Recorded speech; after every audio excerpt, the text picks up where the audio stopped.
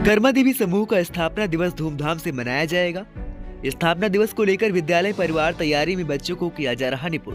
स्थापना दिवस में आयोजित कार्यक्रम को लेकर बच्चों को किया जा रहा शिक्षित। प्रत्येक वर्ष की तरह विविध प्रकार के सामाजिक एवं सांस्कृतिक कार्यक्रम का आयोजन होगा। 11 तारीख को धूमधाम से मनाया जाएगा स्थापना दिवस। कार्यक्रम में नारी सशक्तिकरण, रामायण के कई पाठ का होगा आयोजन। कार्यक्रम को बेहतर बनाने के लिए विद्यालय परिवार महीनों से कर रहा तैयारी। कर्मा देवी अपनी बेहतर शिक्षा और अनुशासन को लेकर जाना जाता है। कर्मा समूह प्रत्येक वर्ष अपने स्थापना दिवस के माध्यम से बच्चों में जागरूकता पैदा करने का कार्य करता है।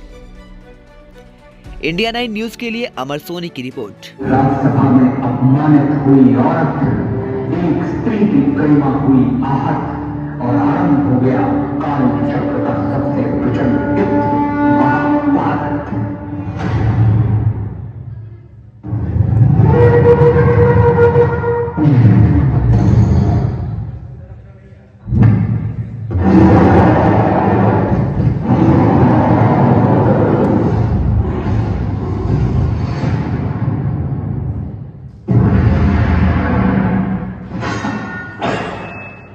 आरंभ है प्रचंड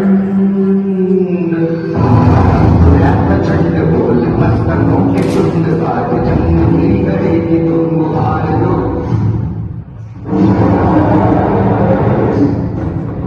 आसमान शान याद जान नाव दान लाजे धनुष के बाण पे उतार दो।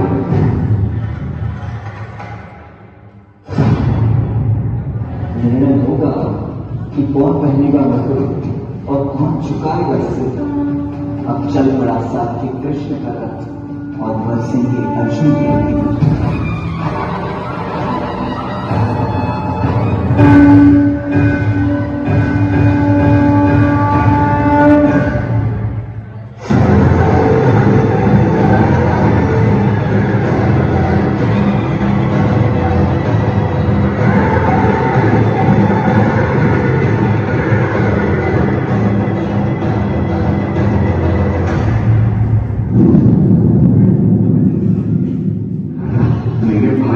शत्रु बनकर सामने खड़े हैं और गुरुद्रोह पितामह मेरे पूजनीय और बड़े हैं। कैसे उठाओ उनके सामने शस्त्र।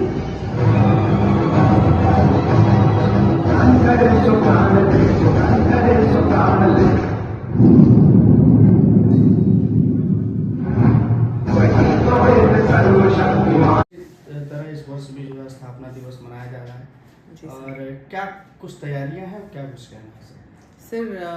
स्थापना दिवस हम 11 दिसंबर को मनाते हैं। ये मेरे पिता का जन्मदिन है और ये उन्हीं की हिम्मत है और उन्हीं की विजन है कि हम सब इतना बड़ा संस्थान देख रहे हैं। पहली नींव उन्होंने रखी तो हम उस दिन को मनाते हैं जिस दिन उनका जन्मदिन है। इस बार सर हर साल संस्था जब ये समारोह मनाती है तो हम एक थीम रखते हैं। पिछली बार का था नवरस था जिस मेंटल हेल्थ पे।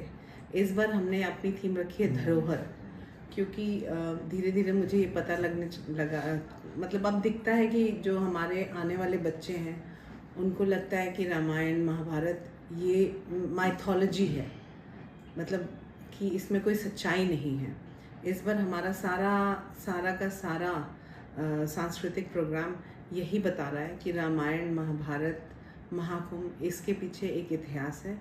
ये हमारे इतिहास का भी हिस्सा है, हमारी सांस्कृतिक धरोहर है। ये माइथोलॉजी नहीं है, क्योंकि कुछ अंग्रेज साहित्यकारों ने रामायण को माइथोलॉजी बोल दिया तो हमारी सच्चाई कहीं इसमें गुम हो गई है। तो हम अपनी संस्कृति को वापस आ रहे हैं, बस इसी कोशिश के साथ इस साल का थीम है सर। कितने दिन तक ये कार्यक्रम चलना है और जो है मुख्य रूप से क्या कुछ इसमें जो है किया जाएगा? सर ये कार्यक्रम एक ही दिन चलता है 11 दिसंबर को जी।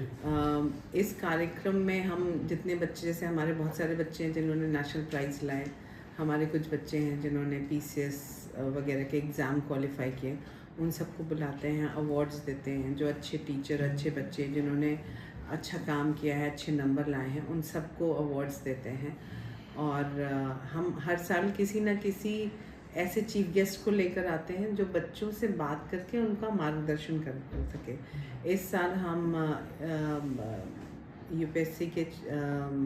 यूपीपीएससी के चेयरमैन को बुला रहे हैं, तो वो आए बच्चों का मार्गदर्शन दें, क्योंकि हम सारे बच्चे चाहते हैं कि वो किसी सर्विसेज को क्रैक करें।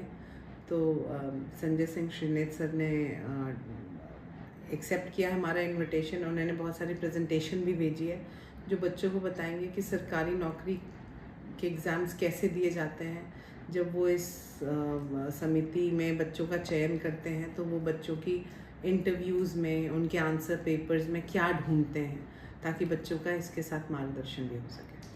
अब अभी एक वीडियो वायरल हो रहा है, मैंने देखा है और काफ़ी लोगों ने देखा भी है उसको, कि चाइना में बताते हैं कि बच्चों को जो है छोटे छोटे बच्चों को ट्रेनिंग दी जाती है अच्छी चीज़ें बनाने की, और इंडिया में लोगों को जो है यहाँ डांस कराया जाता है, पार्टिसिपेट कराते हैं या ऐसा कुछ। क्या इस संबंध में क्या कुछ कहेंगे? स्किल डेवलपमेंट के बारे में अपने यहाँ बहुत स्लो काम किया। सर मेरा थोड़ा सा सोचना अलग है।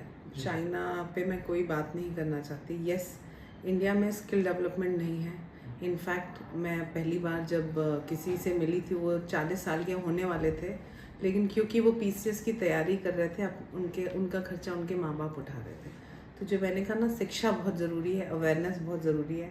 बाकी जो ये डांस और प्रोग्राम है ना, ये भी एक स्किल डेवलपमेंट है। आप सोचिए 2000 लोगों के सामने एक 12-14 साल के बच्चे खड़े होकर बोलते हैं, डांस करते हैं, तो इनका ये पर्सनालिटी डेवलपमेंट है।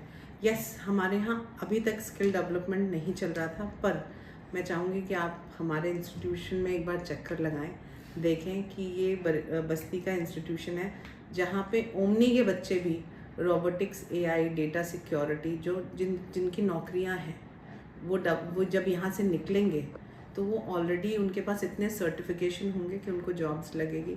सेम हमारे बीकॉम के बच्चे से बीकॉम की डिग्री नहीं, वो अकाउंट्स की भी डिग्री ले सकते हैं। तो यहाँ से निकलते ही वो वो अपना बैचलर्स ख़त्म करते करते उनको नौकरी मिल सकती है। हमने इंटीग्रेटेड प्रोग्राम्स लगा रखे हैं। छोटे बच्चों को स्किल डेवलपमेंट की योजना भी सीबीएसई ले आई है। आपको एनईपी, एनसीएफ थोड़ा धीरे धीरे अब दिखने लगेगा। बहुत सारे अभी छोटे शहरों में लोग उसको इम्प्लीमेंट नहीं कर रहे हैं, हमने किया है। आपको 2 साल में वो भी देखेगा कि हमारे बच्चे ही यहीं पे बिल्डिंग्स बनाएंगे, और वो अब 2+2 4 नहीं सीखेंगे, वो ये सीखेंगे कि जोड़ने से क्या फ़ायदा होता है। जी, बच्चों का रिस्पांस और पेरेंट्स का रिस्पांस क्या मिल रहा है? सर मुश्किल है। आप देखिए, एक माइंडसेट बन गया है कि गणित में 100 में 100 आने चाहिए। चाहे बच्चे को गणित का फॉर्मूला क्यों लगाया जाता है वो समझ में आए ना। मुझे कभी फॉर्मूला नहीं पता होते थे, लेकिन मुझे पता होता था आंसर कैसे निकालना है, क्योंकि मेरी वो शिक्षा बाहर के देशों में हुई थी। इसीलिए बाहर के देशों के बच्चे अच्छा करते हैं, क्योंकि उनको बताया जाता है कि आपको गुणा, भाग, जोड़, घटाना, हिंदी, इंग्लिश क्यों आनी चाहिए, उसका आप अपने जीवन में कैसे उपयोग करेंगे। तो अब धीरे धीरे पेरेंट्स को समझना पड़ेगा। मुश्किल होगा, पर जैसे मैंने कहा था, शिक्षा, अवेयरनेस, काउंसलिंग सब पार होता है सर। सारे बदलाव आते हैं, धीमे आएंगे लेकिन बदलाव आएंगे ज़रूर। ठीक है।